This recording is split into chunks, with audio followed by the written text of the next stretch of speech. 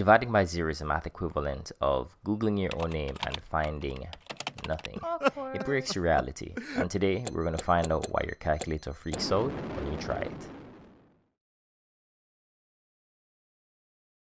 Picture this. You've got your 8-slice medium pan pizza. If there are 4 people, you can divide it. 2 slices each, easy. If there are 2 people, 4 slices each, still easy. If there's just you get all 8 slices, delicious, totally fine, you greedy bastard. But no, imagine there are 8 slices, but there's no one to give them to. No friends, no you, no crowd. Just a ghost pizza floating in empty space. How do you give 8 slices to 0 people? You can't, and the question stops making sense before the math even starts. Okay, here's a mathematical reason. Division is just the opposite of multiplication.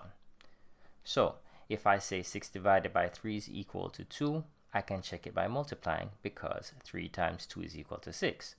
This works perfectly. Now let's try this with 0. Suppose we say 6 divided by 0 is equal to some number x. That means 0 times x is equal to 6. But here's the problem. 0 times any number is 0. 0 times a million, 0. 0 times negative infinity, still 0. There's no number you can multiply by 0 to get 6, which means this operation has no value in the rules of math.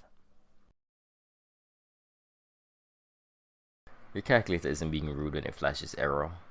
It's saving you from falling into a math black hole. Because if we pretended dividing by 0 worked, it would break everything. For example, if 1 divided by 0 is infinity and 2 divided by 0 is also infinity, then 1 is equal to 2. You can prove anything you want. Money falls from the sky, Mondays are optional, pineapples belong on pizza. Alright, to be fair, they do, and if you disagree, that's a you problem. So dividing by 0 is just chaos for a calculator. Here is the easiest way to see it. Take a graph of y is equal to 1 over x. As x gets closer to 0 from the positive side, y shoots up toward infinity. From the negative side, it dives towards negative infinity. There's this giant gap at 0, like a canyon in the middle of the math world, and you just can't jump it. Okay, so here's a nuance. People love to say, dividing by 0 equals infinity. It sounds dramatic, like math is pulling a magic trick.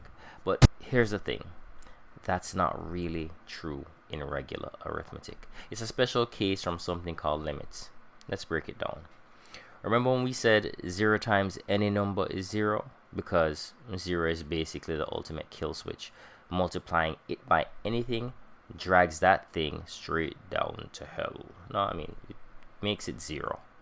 Which means, as we discussed, there's no number in existence that makes 0 times x equal to 6.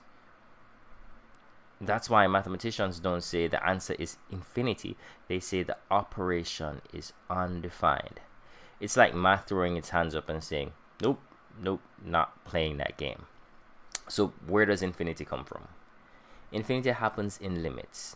Imagine dividing by smaller and smaller numbers. For example, 6 divided by 1, then 6 divided by 0.1, then 6 divided by 0.0001. The result shoots higher and higher on a graph as the denominator gets closer and closer to 0. The curve itself rockets off to infinity. But, and this is the important part, 0 itself is off limits. Infinity only shows up as you approach 0, never when you actually hit it. It's like walking up to the edge of the Grand Canyon and saying, wow, that cliff goes on forever. Sure, but you still can't walk across it. Try and you're just falling into the void. So yeah, dividing by 0 isn't just a bad idea, it's mathematically legal. Pizza laws, multiplication logic, and the entire universe depend on it.